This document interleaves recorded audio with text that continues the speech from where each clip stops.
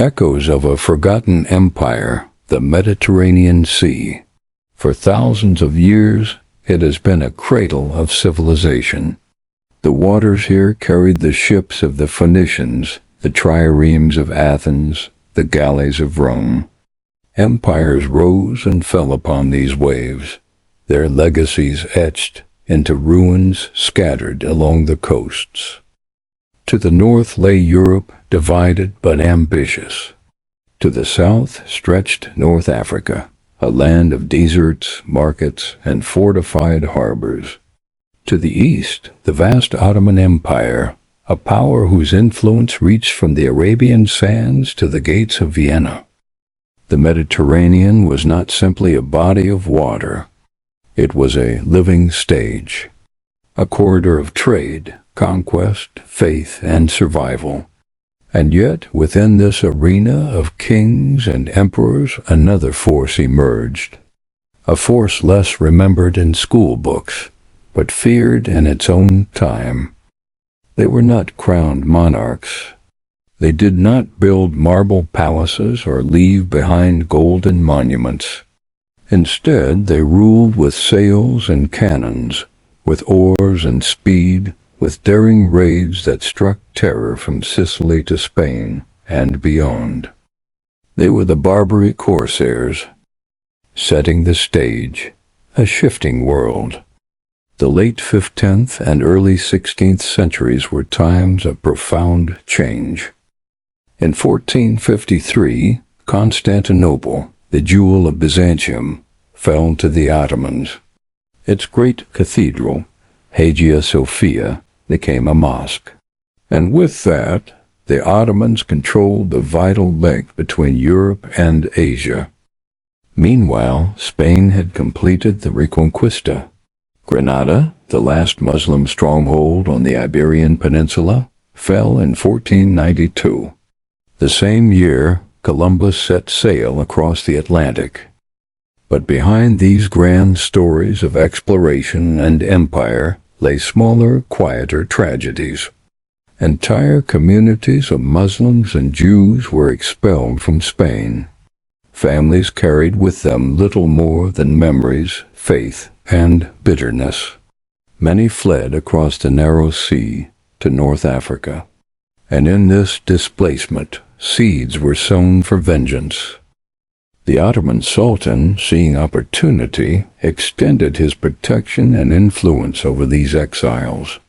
North Africa's fragmented coastal cities became fortified outposts of Ottoman power, and within them, corsair captains found a perfect stage. The forgotten masters of the sea. When we think of the sea in this age, we often imagine Spanish galleons carrying silver from the New World, or Portuguese caravels rounding the Cape of Good Hope.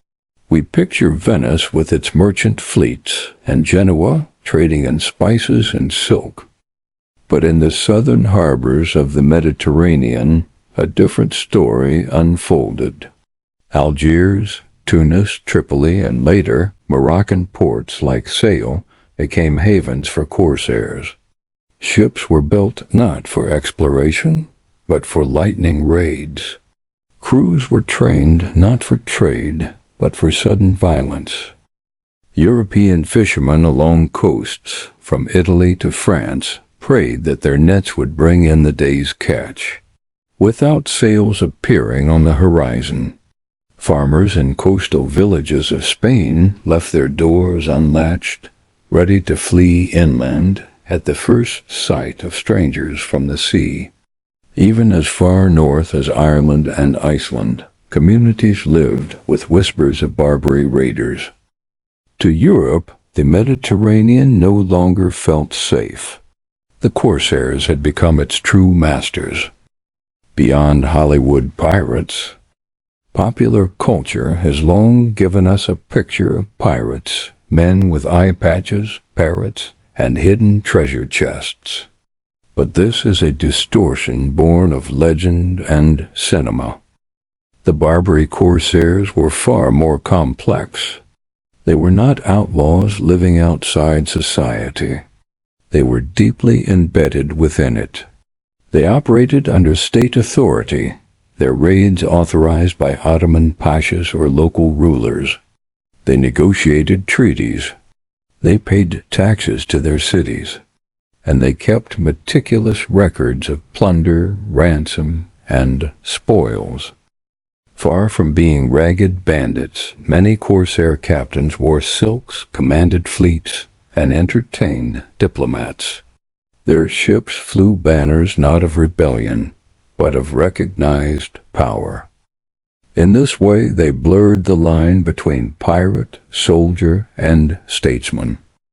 The Ottoman influence. Behind the corsairs stood the shadow of the Ottoman Empire. The sultans in Istanbul understood the value of controlling the Mediterranean.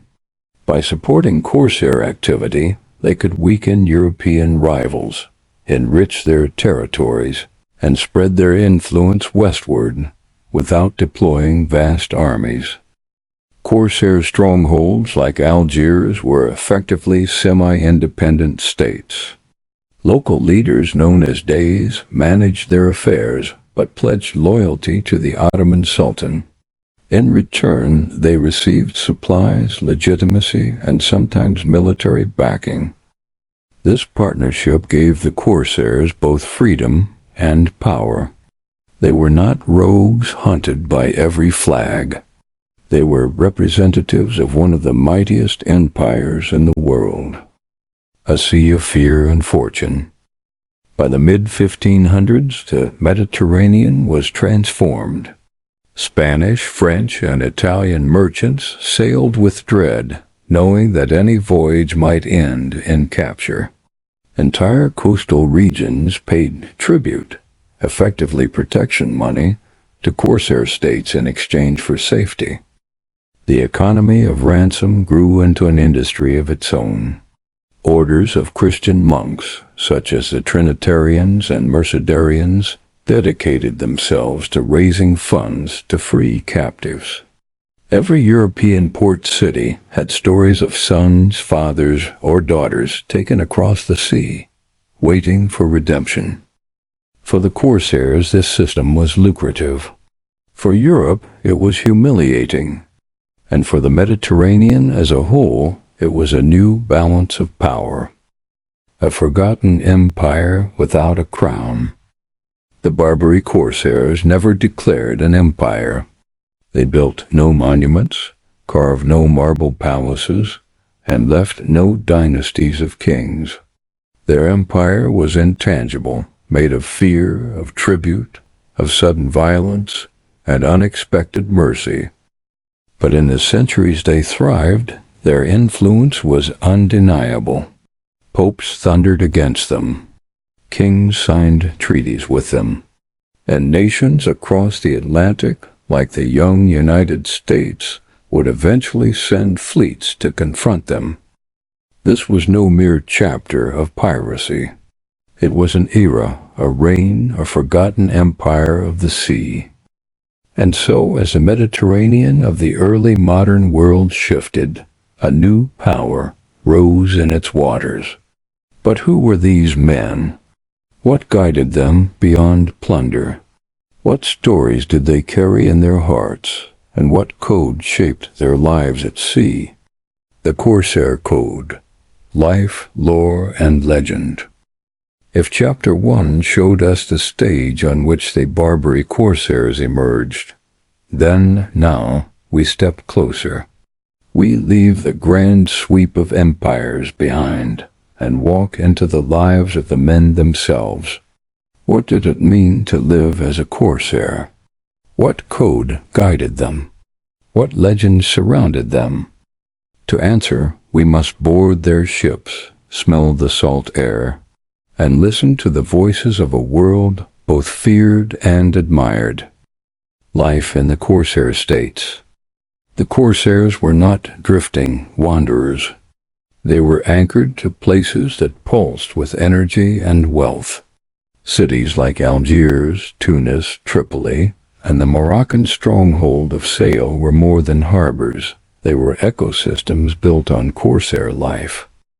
Imagine Algiers in the 16th century, A maze of whitewashed houses climbs up from the sea. Narrow alleys bustle with traders, artisans, and travelers. At the harbor, rows of sleek ships rest, their sails patched, their hulls scarred by cannon fire. Markets overflow with spices, fabrics, and goods brought from across the Mediterranean. Here, piracy was not shameful. It was a pillar of society. The corsair fleet fed the economy. Shipwrights found work. Merchants sold supplies. Prisoners, too, became part of the economy, ransomed, traded, or employed in labor. The city lived on the edge of violence, and yet thrived because of it. The organization of the corsairs. To an outsider, corsair life might look like chaos, but within their ranks, order reigned. Every ship had a race, the captain, chosen for his skill and charisma. He was not always appointed by rulers. Often he was elected by his crew, trusted to lead them into danger. Beneath him, officers oversaw navigation, weapons, and discipline. The crew included hardened sailors, enthusiastic recruits, converts, and sometimes even former captives. Plunder was divided by strict rules. The captain received a larger share, but every man, even the humblest rower, was guaranteed something. This fairness encouraged loyalty and ambition. A single successful raid could transform a poor sailor into a wealthy man. And beyond the material rewards, there was pride. To be a corsair was to be feared, respected, and remembered. The Ghazi spirit, war beyond wealth. Yet, corsair identity was not only about profit. Many corsairs saw themselves as Ghazis, holy warriors defending Islam against Christian Europe. The memory of the Reconquista still burned. Families exiled from Spain carried with them sorrow and anger. For them, striking Spanish coasts was not mere piracy. It was vengeance. It was justice. Raids were often framed as extensions of a greater religious struggle. Captains invoked God's name before battle. Victories were celebrated not just as profitable, but as sacred. Of course, not every corsair was pious. For many, the Ghazi spirit was more symbol than daily devotion. But it gave their actions a legitimacy, both to themselves and to their supporters. In truth, corsair life was a blending of motives: faith, fortune, survival, and ambition. Daily life aboard a corsair ship. Let us step aboard. The ship rocks gently, long and narrow, built for speed. Its sails are triangular, rigged to catch the shifting winds of the Mediterranean. When calm falls upon the sea, oars dip into the water in unison, their rhythm echoing like a heartbeat. The crew is diverse. Here, a seasoned North African sailor mutters a prayer under his breath. Beside him, a convert from Italy sharpens his blade. At the oars, prisoners row under watch, sweating in silence. Above, the captain scans the horizon with sharp eyes, searching for sails. The day begins with prayer, then discipline. Food is simple: bread, dried dates, salted fish. Water is rationed carefully. At night, stories pass between men, tales of past raids, of narrow escapes, of fortunes won and lost. There is danger in every voyage. Storms can tear sails. European warships can strike back. But there is also hope, the hope of returning to harbor with holds full of plunder and pockets heavy with coin. This was the rhythm of corsair life, from enslaved to empowered. Perhaps the most fascinating part of the corsair world was its fluidity. The line between captive and captain was not as firm as one might think. Countless Europeans were captured by corsair raids. Most awaited ransom held in prisons or put to labor, but not all remained captives. Some converted to Islam willingly or reluctantly, and once converted, doors opened. A captive could join the crew, rise through ranks, and even command. One of the most famous examples was Luke Ali. Born Giovanni Dionigi Gallini, a fisherman from Calabria, he was captured by corsairs. In time, he converted, proved himself as a sailor, and climbed the ladder of command. He became Pasha of Algiers, and later the Grand Admiral of the Ottoman Navy. His story was not unique. Many others, Spaniards, Italians, Frenchmen, took the same path. Some found new faith. Others found freedom and power. But together they embodied the strange reality of corsair life. Identity was not fixed. A man could be prisoner one day and master of ships the next. The legends they left behind. The corsairs became figures of myth. To Europeans, they were nightmares. Mothers hushed their children. Stay inside, or the Moors will take you. Coastal villages built watchtowers to spot approaching sails. Songs and poems spread stories of raids, exaggerated with each telling. But in North Africa, corsairs were heroes. They were celebrated in poetry and song. Markets buzzed with pride when successful fleets returned. Children dreamed of joining them one day, chasing both wealth and glory. This duality shaped their legacy. To some they were villains, to others defenders, but to all they were unforgettable. The code unwritten. Unlike knights in Europe, corsairs did not leave behind manuals of honor or codes of chivalry.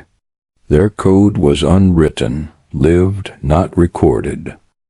It valued loyalty to crew, obedience to captain, bravery in battle, respect for the share system of plunder.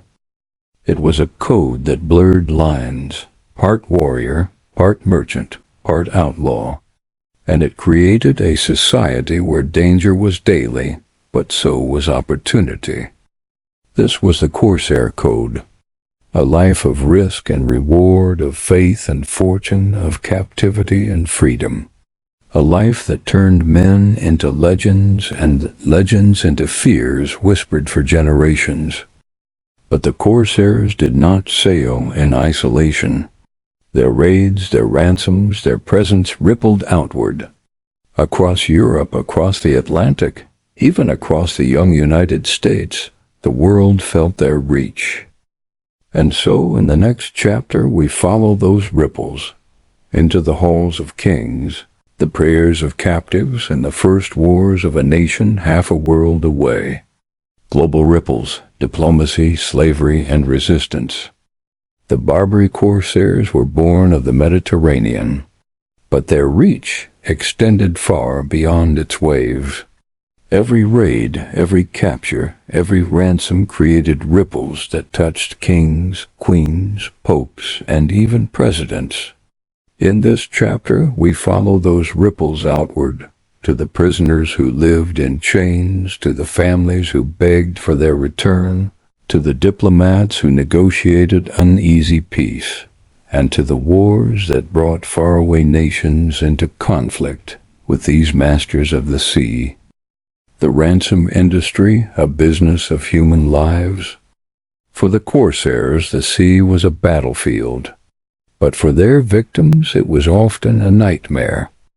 Captured sailors, merchants, fishermen, and villagers were dragged across the water to Algiers, Tunis, or Tripoli.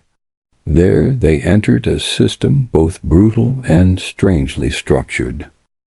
Some captives were put to labor, building fortifications, rowing ships, or working in fields. Others were sold into households, serving as slaves in cities where their faces and languages marked them as foreigners. A few, if skilled, found more favorable positions: translators, craftsmen, even scribes. But for most, there was one hope: ransom.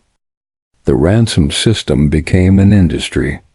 Families back in Europe received letters through merchants or intermediaries. These letters described their loved one's condition and the price for their release. In Spain, France, and Italy, religious orders such as the Trinitarians and the Mercedarians dedicated themselves to raising funds. Monks walked from town to town, gathering donations from peasants and princes alike. Entire sermons were preached about the duty to redeem captives. In coastal towns, ransom collections became as common as tithes.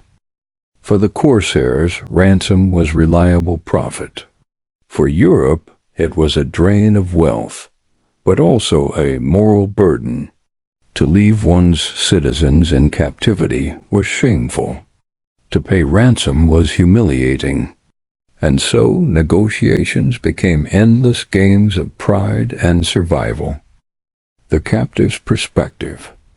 Imagine the life of a captive. A fisherman from Sicily, taken from his boat in a sudden raid, dragged ashore in Algiers, his wrists bound, his eyes wide with fear, placed in a crowded prison, surrounded by men speaking languages he cannot understand. The days are long, filled with labor or silence. The nights are filled with memories of home, his wife, his children, the sea he once knew as friend, now remembered as foe.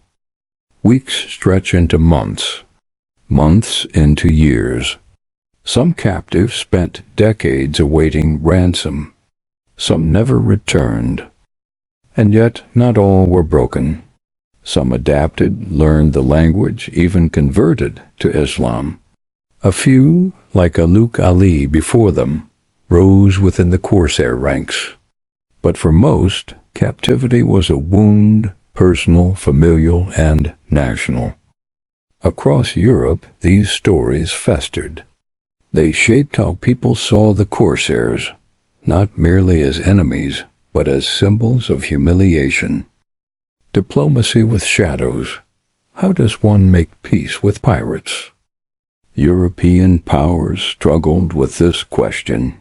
Spain, stretched thin with wars in the New World and Europe, often resorted to brute force, launching costly expeditions to attack corsair ports. Sometimes these expeditions succeeded. More often they failed, undone by storms, poor planning, or fierce resistance. Other nations chose a different path: treaties. France, England, and the Dutch Republic all signed agreements with corsair states. In exchange for tribute, annual payments of gold, supplies, or weapons, their ships would be spared. It was, in essence, protection money. But it allowed trade to continue, and it saved countless lives. Still, treaties were fragile. One broken promise, one insult, one missed payment, and the raids resumed. Diplomats lived in constant tension, negotiating with men who held both power and unpredictability. America's first foreign wars. For centuries, Europe bore the burden of the corsairs. But in the late 18th century, a new nation emerged, the United States of America. When the United States declared independence in 1776, its ships no longer sailed under British protection. That meant American merchants entering the Mediterranean were fair game. Almost immediately, American vessels were captured, their crews enslaved or ransomed. The young nation, still fragile and poor, faced a dilemma: Should it pay tribute, as the Europeans did? Or should it fight? At first, America paid. Millions of dollars in tribute flowed to Algiers, Tripoli, and Tunis. But resentment grew. Many Americans believed it was dishonorable to submit to corsair demands. In 1801, the conflict came to a head. The Pasha of Tripoli demanded more tribute. The United States refused, and so began the First Barbary War. American ships, led by figures like Commodore Edward Preble and Stephen Decatur, clashed with corsair fleets. The war was costly, but it forged the U.S. Navy into a formidable force. It was America's first foreign war, fought not in the New World, but on the faraway shores of North Africa. The war ended in uneasy peace. But a decade later, in 1815, the Second Barbary War erupted. This time the United States, stronger and more confident, decisively defeated the corsairs, forcing them into treaties without tribute. For America, these wars became part of its national identity, proof that even a young republic could stand against ancient powers. For the corsairs, they marked the beginning of decline. Shifting tides, the decline begins. By the early 19th century, the world was changing. European empires grew stronger, their navies larger and more advanced. Steamships began to replace sails, bringing speed and power beyond what corsairs could match. At the same time, European powers were expanding into North Africa. France invaded Algeria in 1830, toppling corsair power there. One by one, the strongholds that had thrived for centuries fell under foreign control. The corsairs had ruled the Mediterranean for over 300 years, but the tide, at last, was turning against them.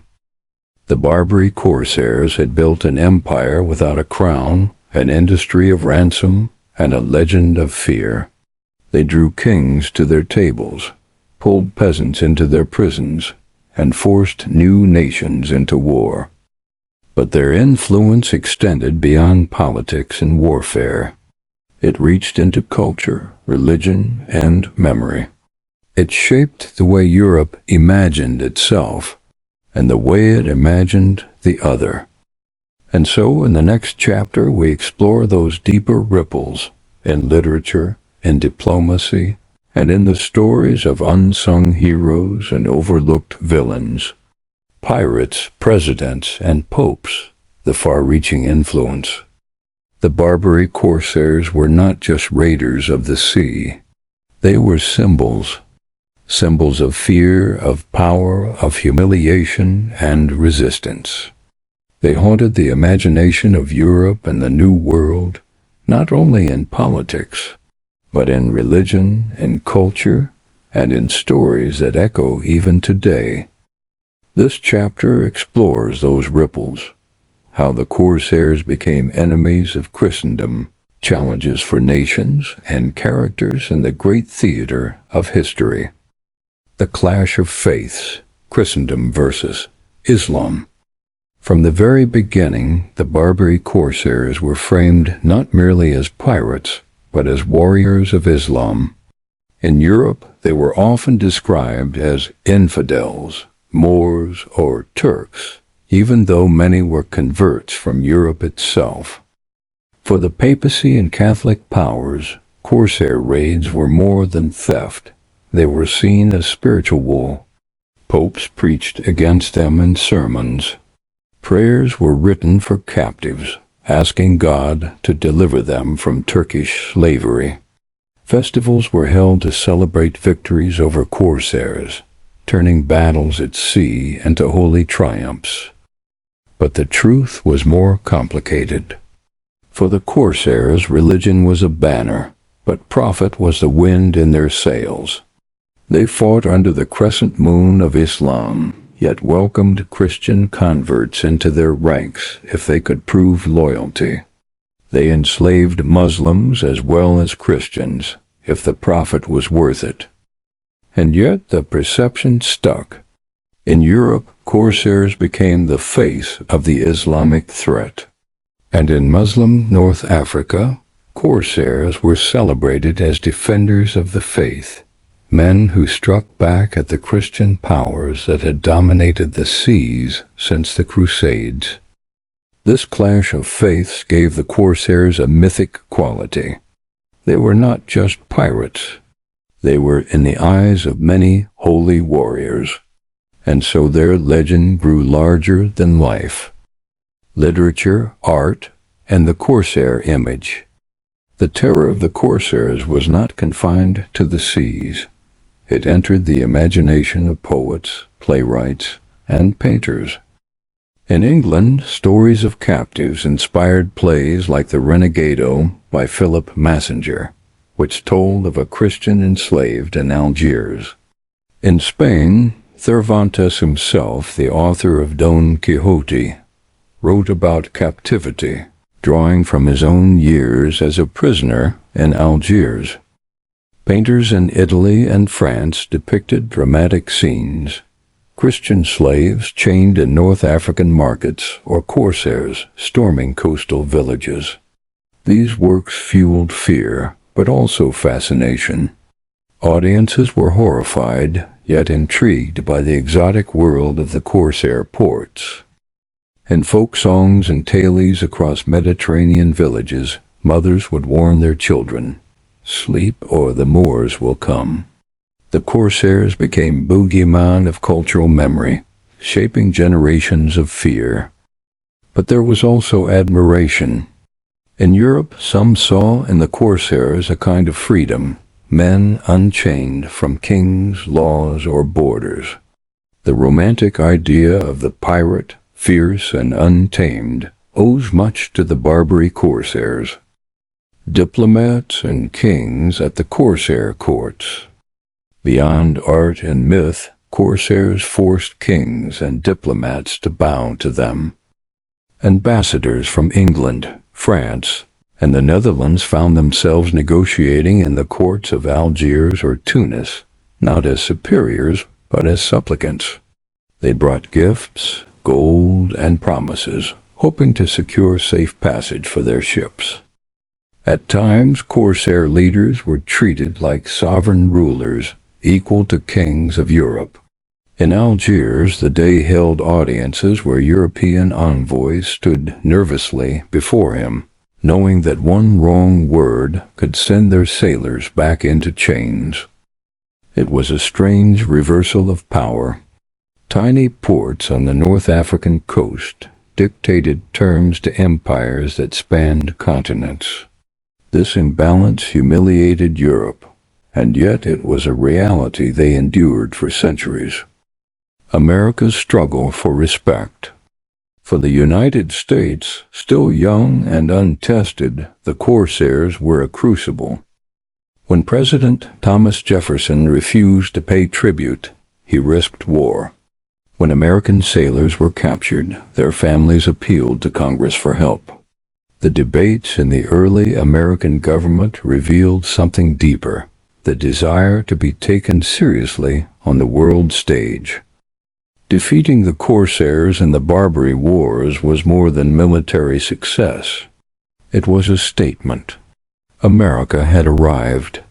It would not bow to kings nor to pirates. Even today, the line "To the Shores of Tripoli" in the U.S. Marine Corps' hymn recalls that era. The corsairs left their mark not only on Europe, but on the very identity of the American military. Unsung heroes and silent sufferers. In this story, we remember the corsair captains and the kings who fought them. But history was carried, too, by quieter figures.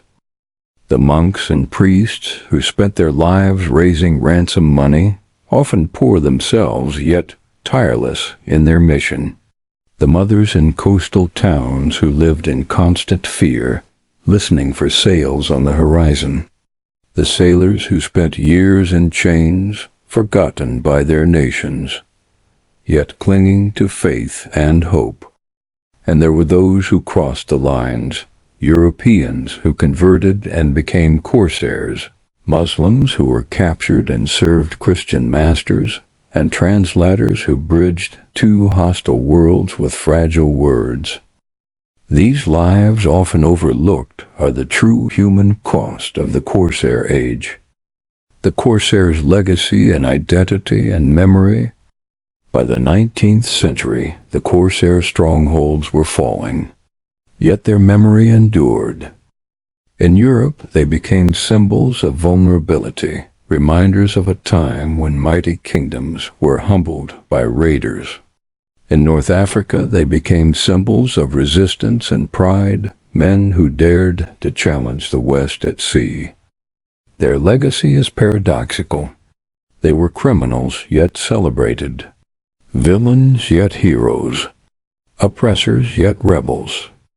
They remind us that history is never simple. It is shaped by perspective, by power, and by the stories we choose to tell. The Barbary Corsairs forced the world to adapt in warfare and diplomacy, in culture and in identity. They left scars on families, shaped nations, and lingered in imagination long after their ships were gone. But in their twilight, something else began, the dawn of modern colonial empires in North Africa. And with that, a new chapter of dominance, resistance, and memory began, unveiling the Mediterranean's true pirate kings. All storms must pass. All empires must fade. And even the Barbary Corsairs, masters of fear, rulers of the sea, would one day see their sails grow tattered, their cannons fall silent, and their names fade into history's shadows. This final chapter is about endings, about how the Corsairs' reign was broken, about how their memory lived on, and about why even now their story continues to echo across oceans and centuries. The decline of the Corsair strongholds. By the late 1700s, the world was changing. European powers were building stronger navies, fueled by new technology and expanding empires. Steamships began to appear, outpacing the swift galleys of the Corsairs. Trade routes shifted, carrying wealth beyond the reach of Barbary harbors. The Corsairs still raided, still struck terror along coasts. But the balance of power was tipping. The once proud ports of Algiers, Tunis, and Tripoli found themselves more vulnerable than ever. What had once been tolerated, their tribute, their raids, began to feel intolerable to rising empires. The Corsairs were no longer a necessary evil. They were a nuisance in a world racing toward global dominance. The Barbary Wars, America's challenge. For centuries, the Corsairs had bullied Europe into submission. But across the Atlantic, a new voice refused to bow. The United States, still young and uncertain, declared it would no longer pay tribute. What followed were the Barbary Wars, a clash between the fledgling American Navy and the seasoned Corsair fleets. Though small in scale, these wars mattered deeply. They proved that the Corsairs could be beaten. They showed that the old order was crumbling. And they gave America its first taste of victory abroad, a symbol of independence, carved not only on land but across the sea. To this day, the U.S. Marine Corps remembers those battles in its hymn, from the halls of Montezuma to the shores of Tripoli. The Corsairs, once terrors of the Mediterranean, had become stepping stones in another nation's rise. European retaliation and the end of an era. But it was Europe that delivered the final blows. In 1816, the British and Dutch navies bombarded Algiers, demanding the end of slavery. The city burned. Thousands of captives were freed. The Dey of Algiers was forced to bow to European demands. In the decades that followed, corsair raids dwindled. European empires pressed closer, seizing land and influence. In 1830, France invaded Algiers, beginning a century of colonial rule. The era of corsair independence was over. What had once been symbols of power were reduced to relics of a fading past. The proud pirate kings of the Mediterranean were swallowed by empire. Modern echoes, piracy in a new world. And yet, the story did not end entirely. The Mediterranean no longer trembled at the sight of corsair sails. But elsewhere in the world, piracy lived on. In the South China Sea, in the Caribbean, in the Indian Ocean, the same patterns repeated. Desperate men, rich trade, fragile borders. Even today, when news speaks of piracy off the coast of Somalia, it is hard not to hear the faint echo of Algiers, Tunis, and Tripoli. Men with boats, armed and desperate, confronting global powers with the simplest of weapons, fear and the sea. The Barbary Corsairs may be gone, but their ghost lingers in every headline about modern piracy, separating myth from memory. Yet the greatest survival of the Corsairs is not in ships or battles, it is in story. Europe remembered them as villains, raiders, slavers, shadows in the night. North Africa remembered them as heroes, defenders, rebels, challengers of empire. And in between, their memory blurred, becoming myth, becoming legend. Romanticized pirates of novels and films owe something to them. Tales of captivity, of daring escapes, of exotic ports and ruthless captains.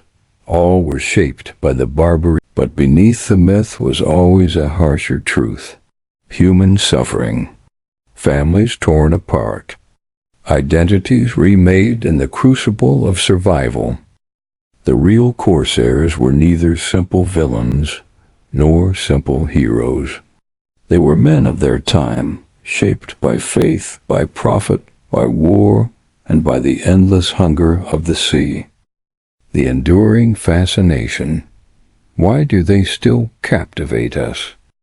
Perhaps because they embody contradictions we recognize in ourselves. They were outsiders, yet rulers. They were feared, yet admired. They were brutal, yet celebrated. Their story reminds us that history is never clear-cut.